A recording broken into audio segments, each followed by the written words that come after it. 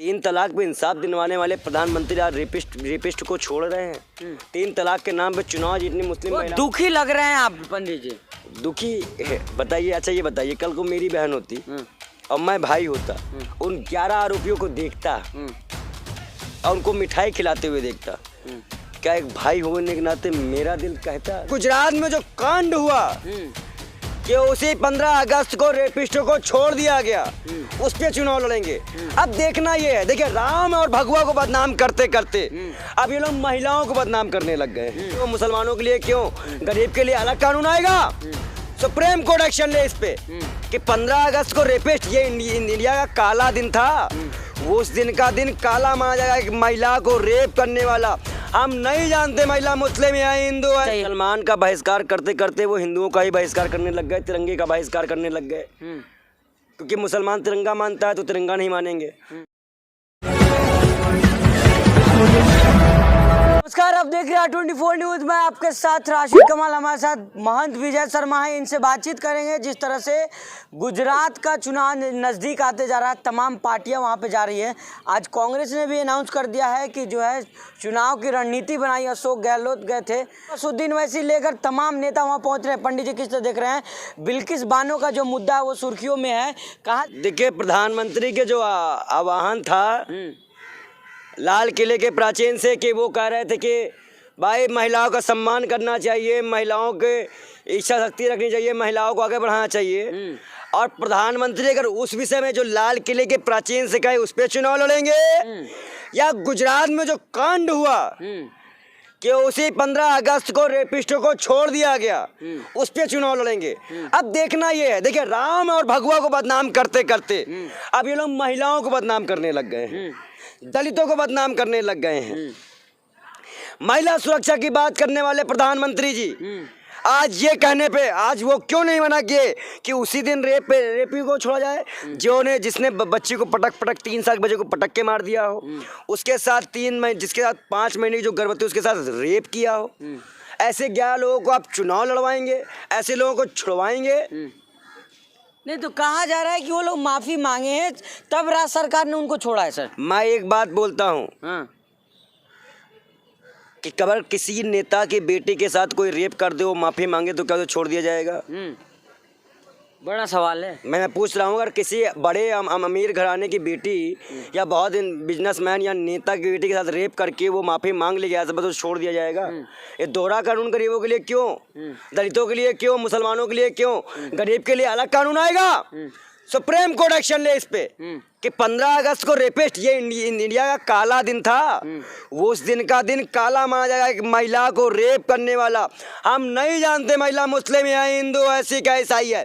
हम इतना जानते हैं कि वह एक महिला है, शिव शक्ति महिला के रूप को कहा गया है। और ये लोग, कहा जाता है कि महिलाओं को लेकर कहा गया कि कौरवों ने सिर्फ द्रौपदी का चीरहरण किया था, अब क्या हुआ, कुल का कुल नाश हो गया। लेकिन तमाम लोग, तमाम नेता वहां पहुंच रहे हैं। गुजरात में असुद्दीन वैसी गए थे, वो भी बिल्किस बानो के मुद्दा को उठा रहे हैं। सर देखिए, अवैसी साहब जी बिल्किस बानो के मुद्दे को उठाएंगे, दलित को भूल जाएंगे, कभी दलित का उठाएंगे तो मुस्लिम भूल जाएंगे।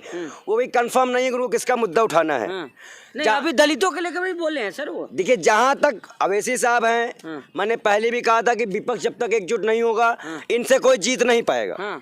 और जहाँ तक प्रधानमंत्री की बात कह रहे हैं आप बिल्किस बानो पे प्रधानमंत्री के रवैये बात करिए, विपक्ष पे बात ही नहीं करनी, क्योंकि विपक्ष एकजुट है नहीं। हाँ तो करवाइए ना, विपक्ष एकजुट करिए, आह्वान करिए, गुजारिश करिए। आप एक आम आदमी सड़क पे खाने वाला आह्वान करे और सब एकजुट हो जाएंगे। अब आप चैनल वाले क्या यहाँ पकौड़े खाने के लिए बैठे रहते, क्या आप क्यों नहीं बात करके एक करवाते? पेन कमेंट करवाइए इनकी एक करके। हमारा काम है क्या कि हम कोई राजनीति पार्टी, क्योंकि छोटे चैनलों को बंद कर दिया जा रहा है। एक लोकतंत्र हो या कोई भी और चैनल हो, ऐसे चैनलों को बंद कर दिया जा रहा है, वो आवाज नहीं उठाने दिए जा रहे हैं आप तो आप कहाँ कुछ करवा पाओगे?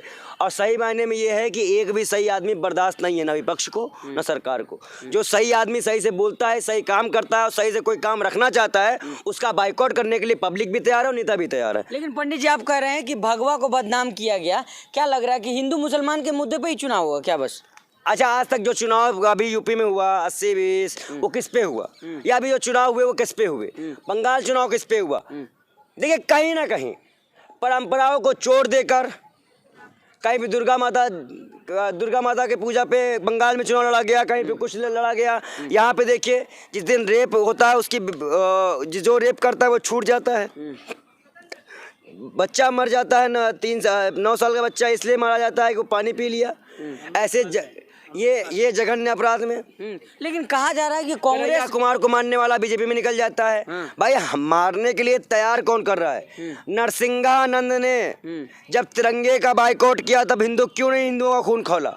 कहाँ गई थी वह हिंदू संगठन जो हिंदू राष्ट्र बनाना चाह रहे थे? क्या तिरंगा को महत्व नहीं है हिंदू राष्ट्र में? और कहाँ गए प्रधानमंत्री जब पूरे विश्व में तिरंगा फैल रहा था? तो इंडिया गेट में हमारा तिरंगा नहीं था क्या? हर चीज में नेहरू जी दिखते हैं क्या? लेकिन पंडित जी, जिस तरह से कहा जा रहा है कि हिंदू राष्ट्र का मुद्दा है, गुजरात चुनाव में ये सब मुद्दा चलेगा, आपको लग रहा है? देखिए गुजरात चुनाव के जनता इस वक्त पता नहीं किस ओर बढ़ी हुई है। हम जनता में तो घोर कलयुग का जो है आगाज देख रहे हैं कि वो सही मुद्दों को परखना नहीं चाह रही है। बेटी पढ़ाओ बेटी बचाओ बेटी बचाओ के नाम पे आए थे प्रधानमंत्री, पटाओ उन्होंने बोला था, टंग स्लिप थी वो। तो ऐसी चीज़ों को लेकर देखिए आरएसएस महिला विरोधी है, भाजपा महिला विरोधी है। जब मोहन भागवत महिलाओं से पैर धुलवा सकते हैं तो उस राष्ट्रीय अध्यक्ष की मानसिकता ये है, तो पूरी भाजपा की मानसिकता क्या होगी? और मेरा मानना ये है कि आज जो भी है, गिलगित बानो हो, चाहे हाथरस वाली बेटी हो, चाहे इससे पहले और भी केस रहा हो, 3 तलाक पे इंसाफ दिलवाने वाले प्रधानमंत्री आज रेपिस्ट को छोड़ रहे हैं। 3 तलाक के नाम पे चुनाव जीतनी मुस्लिम महिला। दुखी लग रहे हैं आप पंडित जी? दुखी बताइए। अच्छा ये बताइए, कल को मेरी बहन होती और मैं भाई होता, उन 11 आरोपियों को देखता और उनको मिठाई खिलाते हुए देखता, क्या एक भाई होने के नाते मेरा दिल कहता कि मैं इस समाज या तो मैं खुद को खत्म कर देता या तो मैं उनको खत्म कर देता? लेकिन पंडित जी, जिस तरह से कहा जा रहा है कि चुनाव में इसको मुद्दा बना रहा है, चुनाव गया भाड़ में। अगर इतना गिर के अगर इतना गिर के राजनीति करनी है ना सभी पार्टियों को, तो डूब मर जाओ। धिक्कार है पार्टियों को। अगर बहन बेटी की इज्जत पे अगर राजनीति करना है, उनके इज्जत पे, आबरू पे और इस देश के स्मिता पे राजनीति करना है, महिलाओं को जगह जगह नंगा करने वालों को, उनको आप रेपिस्टों को छोड़ रहे हैं, तो थू है ऐसी राजनीति पे, थू, चाहे कोई भी करे। लेकिन पंडित जी, आप कह रहे हैं भगवा को बदनाम किया जाए, आप भी भगवा वस्त्र धारण किए हुए हैं, उन पंडितों को क्या कहेंगे जो लगातार कह रहे हैं कि मुसलमानों का बहिष्कार करना चाहिए? मुसलमान का बहिष्कार करते करते वो हिंदुओं का ही बहिष्कार करने लग गए, तिरंगे का बहिष्कार करने लग गए। क्योंकि मुसलमान तिरंगा मानता है तो तिरंगा नहीं मानेंगे। मुसलमान इस देश में नमाज पढ़ता तो वो 5 टाइम हनुमान चालीसा पढ़ेंगे। तो देखिए, जैसे जिस प्रवृत्ति का मानव होता है उसी तरह का माहौल वो तैयार करता है। भाजपा एक उग्रवादी पार्टी है, लड़ने वाली पार्टी है, दक्षिणपंथ पार्टी है, आज सावरकर और गोवरकर वाली पार्टी है। तो ये हमेशा भारत के खिलाफ रहे हैं। आज देश में चुनाव ये होगा, आरएसएस या भाजपा, तिरंगा या भगवा। तिरंगा या भगवा। लेकिन विपक्ष एकजुट नजर आ रहा है आपको गुजरात में, जिस तरह से कुछ दिन बाद चुनाव है? यही समस्या है। हम जैसे भी लोग इस पे क्या ही बोले, क्योंकि हम लोग हर तरह से कमजोर हैं। भाई जान का खतरा हमारे रहता है, अकेले दम पे हमें राजनीति करनी। हम राजनीति क्या करते हैं, अकेले दम पे बोलते हैं। कभी भी हम मारे जा सकते हैं।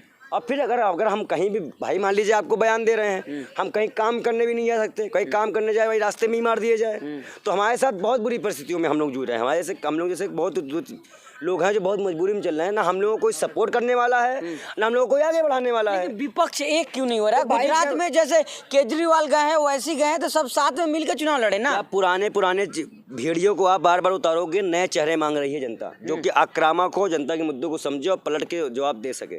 और सब समझते नहीं, बुझी हुई आग की तरह बैठे हुए हैं, जिसमें फूंक मारो तब भी वो सुलग नहीं रहे हैं। ऐसे नेताओं को उतार देना चाहिए। मैं तो बार बार कहता हूँ, अगर इस वक्त भगवा इस देश के नाम पे फैलाकर अगर ये पाखंड फैलाया जा रहा है, तो भगवा इसकी काट है, इसके अलावा कोई और नहीं है। तो क्या लग रहा है, भगवा लेके ही तमाम पार्टियों को घूमना चाहिए क्या? हरा वैसी ले घूमते, भगवा ले घूमे वो भी? क्या कह रहा हूँ, आप भगवाधारी को आगे करिए जो उनके खिलाफ हो, वही इनको जवाब दे पाएंगे, वही से मानेंगे। अन्यथा अगर आप किसी और वर्ग को लेके आएंगे तो हमारे जितने हिंदू भाई बहन हैं वो और भड़केंगे। अगर एक भगवाधारी इनके समक्ष बात रखेगा तो किस सुनेंगे? देखिए, आदमी इस वक्त माहौल ठंडा करने की बात है। सबसे पहले हम नफरत खत्म करें। नफरत खत्म हो गई, भाजपा खत्म हो गई। लेकिन कोई भी पार्टी आज के टाइम पे, कोई भी पार्टी हो, कोई भी लोग हो, हर पार्टी चाटुकार चाहते हैं। बड़े नेता चाटुकार चाहते हैं, जो उनकी चाटुकारता करे, जो उनकी हाँ में हाँ मिलाए, और वो हम कर नहीं पा रहे हैं। और ना हम करना चाहते हैं। तो विपक्ष- हमें लोकल चैनल मिल रहा है, उनको ही बंद कर दिया जा रहा है। जिस दिन लोकल चैनल ही बंद कर दिए जाएंगे हम सड़कों पे आके उठाएंगे। लेकिन ये मजबूरी है हमारी कि आज हम लोगों को ददर की ठोकरें खानी पड़ रही है सरकार में, जबकि विपक्ष इतना बड़ा विपक्ष होते हुए भी हमें सपोर्ट नहीं मिल रहा है। ये शर्म की बात है। चलिए, बहुत शुक्रिया बातचीत करने। तो ये थे बाल योगी विजय शर्मा, जो तमाम मुद्दे बातचीत कर रहे थे। कह रहे थे कि ये जो लड़ाई है भगवा को भगवा से ही काट सकते हैं। जिस तरह से तमाम जो चैनलों में और अखबारों में जो खबरें आ रही है बिल्किस बानो को लेकर कहा जा रहा है कि इस पर राजनीतिकरण किया जा रहा है। जो है इस पर चुनाव होगा, अगर गुजरात के चुनाव का अगर मुख्य मुद्दा होगा तो बिल्किस बानो का मुद्दा होगा। जिस तरह से जो आरोपी हैं, जो जिनको सज़ा हो गई थी लेकिन रिहाई के बाद उनको फूल माला स्वागत किया गया, इसको लेकर भी पंडित जी बहुत दुखी हैं और कह रहे हैं कि किसी की बहन की अगर साथ ऐसा हुआ होता तो क्या ऐसे लोगों का वो फूल मालों से स्वागत करता। वहीं विपक्ष की बात करें तो तमाम पार्टियां जो असुद्दीन वैसी से लेकर तमाम लोग वहां पहुंचे हुए गुजरात। अब देखना होगा कि गुजरात की ताज किसके सर चढ़ती है। बाकी और भी खबर के हमारे साथ बने रहिएगा। धन्यवाद।